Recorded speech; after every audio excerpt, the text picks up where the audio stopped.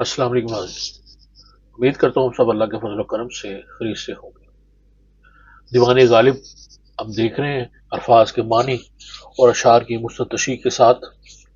اور آج کی جو غزل ہے وہ غزل نمبر 6 ہم دیکھیں گے۔ اس میں تقریباً 7 اشعار ہیں، تو آج ہم دیکھیں گے اشعار نمبر 1 تک 4۔ پہلا شعر ہے اس کا کہ دمکی میں مر گیا جو ناباب نبرد تھا، عشق نبرد پیشائے طلبگار مرد تھا،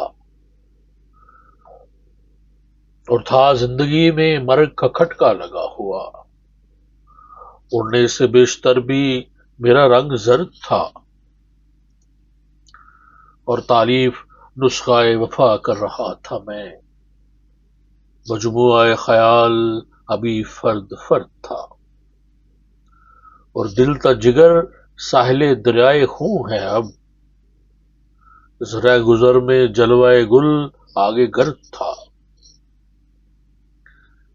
تو ان اشعار کے دیکھتے ہیں کہ مشکل معنی کہ پہلا شعر ہے کہ دھمکی میں مر گیا جو ناباب نبرد تھا۔ باب نبرد کہتے ہیں جنگ کے لائق، مقابلے کی صلاحیت رکھنے والا بہادر جواں مرد، اور دوسرے عشق نبرد۔ نبرد ہوتا ہے پیشہ، یعنی پیشہ جنگجو، جس کا پیشہ جنگ ہو، ایسا جنگجو یعنی جس کا پیشہ ہی جنگ ہو۔ طلبگار مرد، اب طلبگار ہوتا ہے چاہنے والا۔ مرگ اس میں آپ کہہ سکتے ہیں، ہم دوسرے میں جو آتا ہے مرگ کا لفظ ہے کہ موت، کھٹکا، ڈر، خوف، اور بیشتر پہلے، اور میں اس میں کچھ مشکل الفاظ نہیں ہیں۔ نیکسٹ اگر دیکھیں گے تعلیف نسخہ وفا کر رہا تھا، اس میں تعلیف کرنا، جمع کرنا، ترتیب دینا، اور نسخہ وفا یعنی وفا کا مجموعہ، وفا کی کتاب کو مسودہ کچھ جو ہے وہ اکٹھا کرنا، اور مجموعہ خیال افکار کے اوراق، یعنی خیالات کا مجموعہ اکٹھا جو ہے افکار کے اوراق، فرد فرد منتشر، اور جلوہ گل پھول کا نظارہ، اور گرد تھا کا مطلب آئے گا کہ بے حقیقت، یہاں پہ جو گرد تھا یعنی جلوہ گل آگے گرد تھا، یعنی کسی کی اگر میرے سامنے تمہاری کیا سید ہے جیسے کہا جاتا ہے، تو اس لیے اس کو گرد کو اس معنی میں بے حقیقت، بے کے معنوں میں ہم یہاں پہ لیں گے۔ تو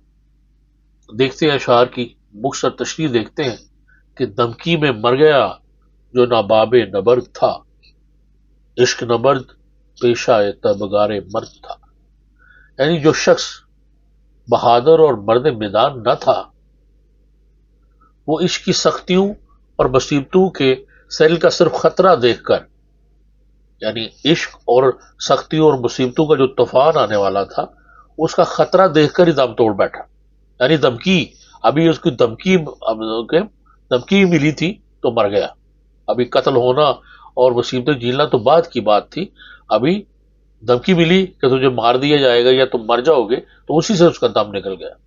یعنی عشق کا پیشہ ہی جنگ و پیکار ہے، تو اس کی مصیبتیں اور آفتیں وہی سہ سکتا ہے جو مرد کار ہو،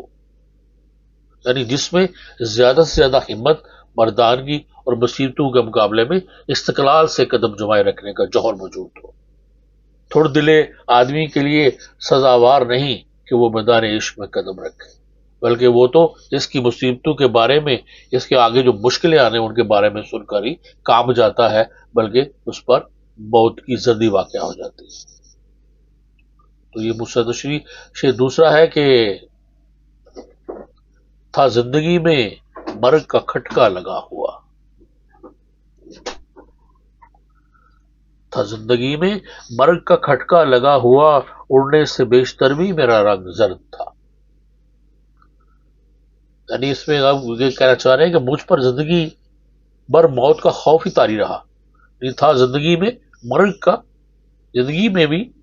کھٹکا ہوتا ہے خوف، اور مرگ موت، کہ مجھے زندگی بھر موت کا خوف طاری رہا میرے اوپر، اور خوف کے باعث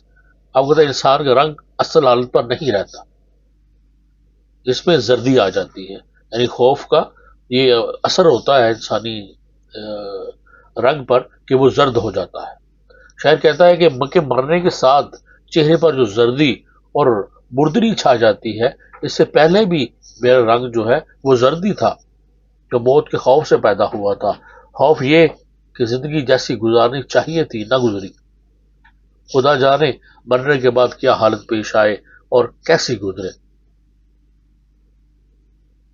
یعنی تھا زندگی میں مرگ کا کھٹکا لگا ہوا، اڑنے سے بیشتر بھی میرا رنگ زرد تھا۔ یعنی میرا رنگ مرنے کی وجہ سے جو رنگ اڑ جاتا ہے، اس سے پہلے بھی میرا رنگ جو ہے وہ موت کے خوف سے وہ زردی تھا۔ شعر نمبر 3 کی تعریف: نسخہ وفا کر رہا تھا میں، مجموعہ خیال ابھی فرد فرد تھا۔ کہ جب میرے حالات کا شرازہ بکھرا ہوا تھا اور افکار کے اوراق منتشر تھے، یعنی میں طفلی کے عالم میں تھا، اور میں کہ طفلی کی حالت میں، یعنی یہ مطلب جب بچپن میں ہوتا ہے تو انسان کے خیالات و افکار اکٹھے نہیں ہوتے، جیسے پختگی کی منزل پر پہنچ جانے کے ساتھ اکٹھے ہو جاتے ہیں۔ میں اس زمانے میں بھی وفا کی کتابیں مرتب کر رہا تھا، یعنی تالیف میں اس زمانے میں بھی نسخہ وفا تالیف کر رہا تھا، یعنی وفا کی کتابیں مرتب کر رہا تھا، گویا تو طفلی میں بھی مجھے عشق ہی سے وابستگی تھی، اور اس زمانے میں بھی میں پختہ کار عاشقوں کی سی حیثیت حاصل تھا۔ یعنی وہ زمانہ جو طفلی کا زمانہ ہوتا ہے، جس میں ابھی افکار جو ہیں وہ اکٹھے نہیں ہو پاتے، اس زمانے میں بھی مجھ پر جو ہے وہ میری عشق سے وابستی تھی، اور اس زمانے میں بھی میں وفا کی منزلوں کو ڈھونڈ رہا تھا۔ اور دل تا جگر ساحل دریا ہوں ہے اب، اس رہ گزر میں جلوے گل آگے گرد تھا۔ یعنی اب دل سے جگر تک خون کے دریا کا کنارہ بنا ہوا ہے، دل تا جگر ساحل دریا خون ہے اب دل سے جگر تک خون کے دریا کا کنارہ بنا ہوا ہے۔ اس راستے میں پہلے پھولوں کے جلوے بھی بے حقیقت اور بے حیثیت معلوم ہوتے تھے، یا یوں کہیے کہ ہر راستے میں گرد و غبار ہوتا ہے، اسی راستے میں پہلے پھولوں کے جلوے گرد و غبار کی حیثیت حاصل تھی۔ یعنی جن راستوں میں گرد و غبار ہوتا ہے، اور جو گرد و غبار ہے اس کے سامنے پھول جو ہے وہ ان کا جلوہ بھی کچھ نہیں تھا۔ اور یہاں پہ درائے خون کی بجائے ساحل درائے خون لانے سے بظاہر یہ مقصد معلوم ہوتا ہے کہ دل اور جگر دونوں خون ہوئے ہیں، اور اس خون نے ایک دریا کی حیثیت حاصل کر لی ہے۔ خون بہہ چکا، اب صرف ساحل باقی رہ گیا ہے، اسی سے اس مقام کی بے رونقی اور ویرانی نمایاں ہوتی ہے۔ اب شعر کا مین مضمون یہ بنتا ہے کہ اب جہاں اب جانکاہی اور جگر گدازی کے سوا کچھ نظر نہیں آتا، وہاں بیشتر عیش و نشاط کے بہترین بہار چھائی ہوئی تھی۔ یعنی اس کا مین مضمون یہی بنتا ہے کہ جہاں اب ہر طرف یعنی دکھ ہے، وہ نظارہ نہیں ہے، بے رونقی ہے، وہاں بیشتر اس کے عیش و نشاط کے بہترین جلوہ گاہ بنی ہوئی تھی، یا عیش و نشاط کی بہترین بہار جو ہے وہاں پر چھائی ہوئی تھی۔ تو یہ تھی ان اشعار کی ریحان میں مختصر تشریح۔